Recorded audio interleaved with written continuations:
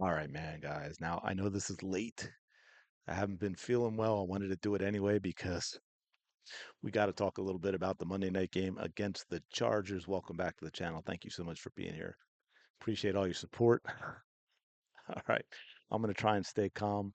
So, yeah, man, look, I don't really have anything positive to say about anyone on the offensive side of the ball from Howie Roseman and allowing Nick Sirianni to hire Kevin Patullo to Nick Sirianni and Kevin Patullo to the players on the field and the effort and of course the results because at the end of the day it's a professional sports league and it is all about the results and this is the first time that I really started thinking, you know what? Yeah, different circumstances, but the overall,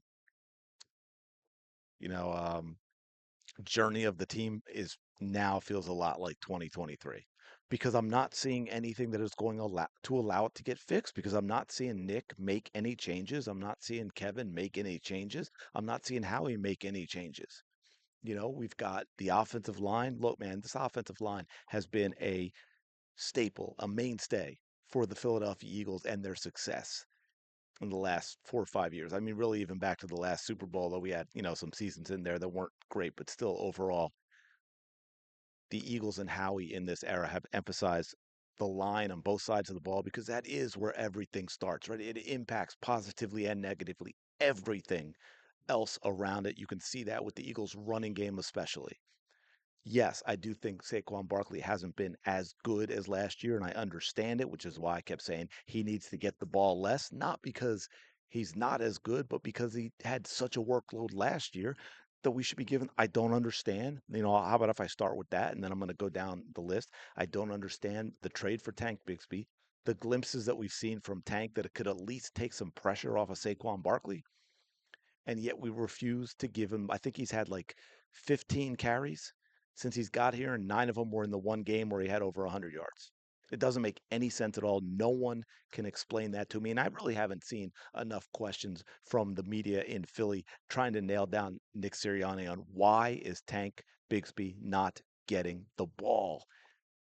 My thing is, and this sounds crazy, I'm gonna put my tinfoil hat on for a second, is hey man, we see in glimpses what Tank's doing, but if we keep giving him the ball and he actually produces, now we've got an issue with Saquon Barkley and why is he out there instead of just saying, oh, well, it's all the offensive line. But I will give you an example of the offensive line. Y'all might remember this. Oh, I think it was the Eagles' first drive of the second half because right, Chargers used a lot of the third quarter to go down. Eagles defense ended up holding them to a field goal. And then we come back second and 10. Of course, we're going to be predictable. We're going to run the football.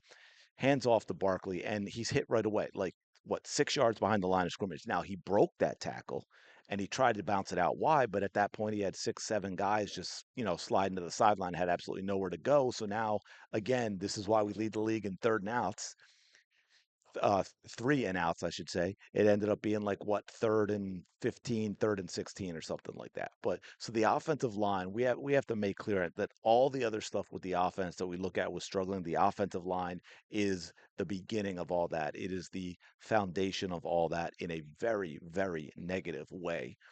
Lane Johnson being hurt obviously makes a huge difference. I'm not sure he'll be back, by the way. Like, I think this offensive line has to get completely revamped. Cam Jurgens, I know he's been hurt here and there, but he also hasn't played well. Jordan Mailata, I'm going to hope, because look, all players do it throughout their careers. They don't all just have every year is better than the year before. So Jordan Mailata may very well just be a case of, and I don't know, maybe the off season, right? You win a Super Bowl, you take a little more time off, all these things that factor in. He may just be having a down year, and that's fingers crossed because I don't think there's really much there in terms of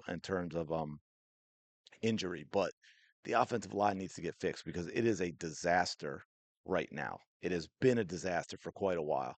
AJ Brown, hey man, look, AJ Brown's got 3 straight 100-yard games. We've lost all 3 games.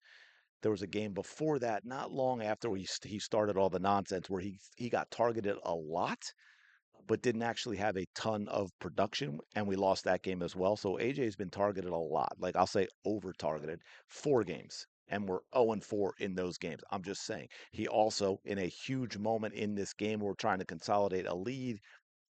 he has a pass go right through his hands that is picked off. And I know Jalen Hurts gets, as all quarterbacks, I shouldn't even say Jalen, they get credited with all interceptions. But as we all know, some are more on the quarterback than others. That one was 100% on A.J. Brown.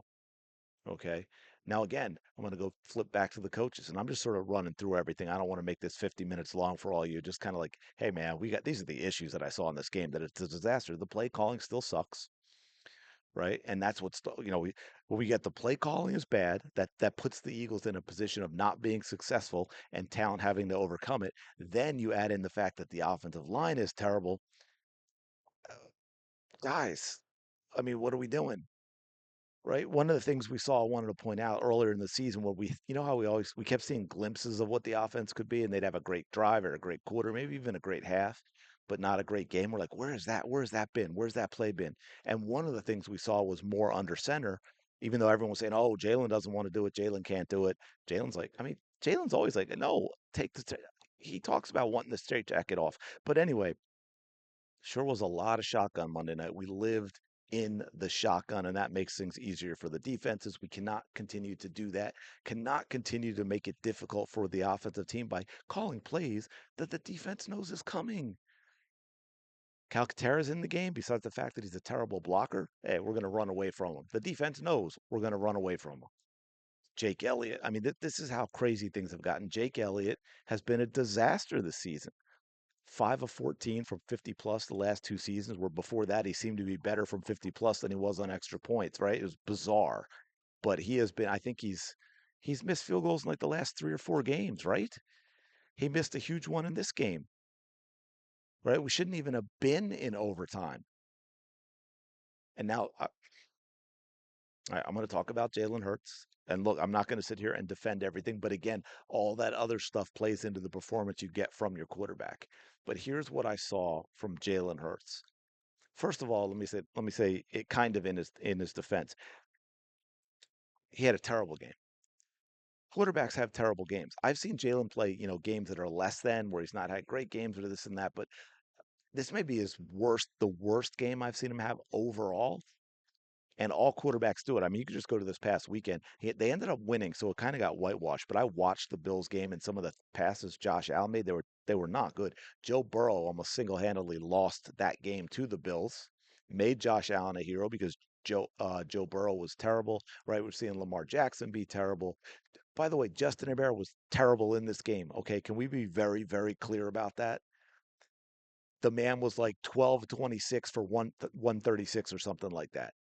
He was he just didn't throw as many picks, but he was as bad as Jalen Hurts, to be fair.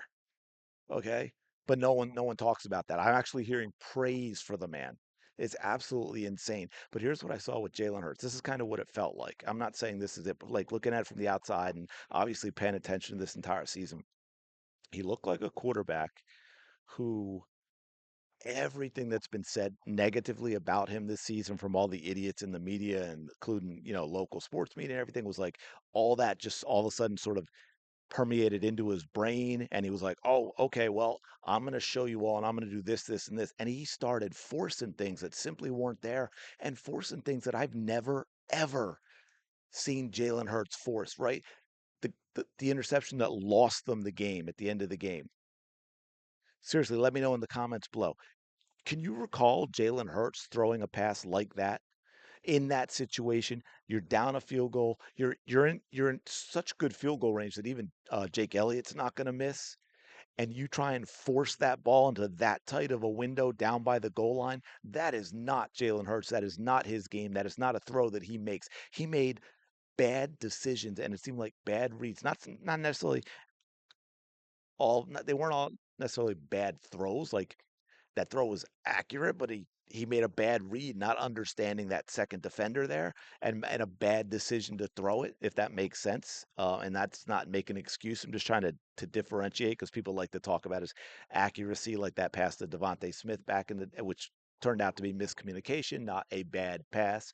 But yes, that's kind of what it felt like with me, that all of a sudden he was going to just try and prove everyone wrong on all these things that people have been critical about him all year. But man, yeah, I got to tell you, and that's why I'm a little. It was kind of good. I guess I wasn't feeling well and do this one a little later because I'm a little calmer to do it, not yelling and screaming and cursing like, I'm an Eagles fan. Come on, I know you know. Uh, but Covey, how about another example? Why was that man? And please, I don't want to sound the fool. I might be missing something because I was looking because I didn't want to sound stupid. But was there like a serious injury I missed or something? Like, why was the man on the practice squad and not here returning kicks? Someone explain that to me. By the way, that was a phantom hold call on the one AJ Brown touchdown. So, as bad as it was for Jalen Hurts, game should have been over with that. They missed a face mask on a Covey return, and anyway. But that's kind of how it goes. But yeah, I mean, it's going bad when you throw a pick, you cause a fumble, your quarterback recovers it, and then fumbles it and loses it again to the other team. Um, and again, now a few days removed, I can make the joke of that hey man, I'm going to give him a lot of credit for going and recovering that fumble. At least he's not Cam Newton, right? We got a quarterback that's going to go get that ball. But yeah, I mean, that's kind of my list. I just want to boom, boom, boom, hit them all out there, let y'all know, see what y'all think about this game. And here's the key. What do you see going forward, right? We've got the Bills now. I really wasn't worried about that Bills game the way the Eagles were playing early in the season. And I was thinking, we're going to sweep the Commanders. But man, now I'm a little worried. And if we beat the Raiders, 'cause I mean we still should do that. That's when we should win purely on talent alone, even with the offensive line and the play calling. Beat the Raiders. I mean, if we split with the Commanders and lose to the Bills, we're talking 2-2, and you know what that means? We very well could finish 10-7, and the Cowboys could finish 10-6-1. And I'm not sure we make the playoffs in that scenario with the three teams out west and the records they have, and then the Bears and the Packers as well, right? That's five teams right there. You've got the Bucks would be in the South winning that division, and then you would have the NFC East. There'd only be one team that would come out of the East, most likely at this point. So yeah, man, I don't know. I mean, we could still right the ship, but here's the bizarre thing with us as Eagles fans now, right? Just like backing into the playoffs isn't it's not why we're here anymore. It's Super Bowl, right? It's the opportunity to play in the Super Bowl. Getting to the playoffs, this is not a franchise now where that's an acceptable goal. But let me know your thoughts in the comments below. As always, appreciate you checking out the video. Smash that like button, subscribe to the channel, help me keep growing.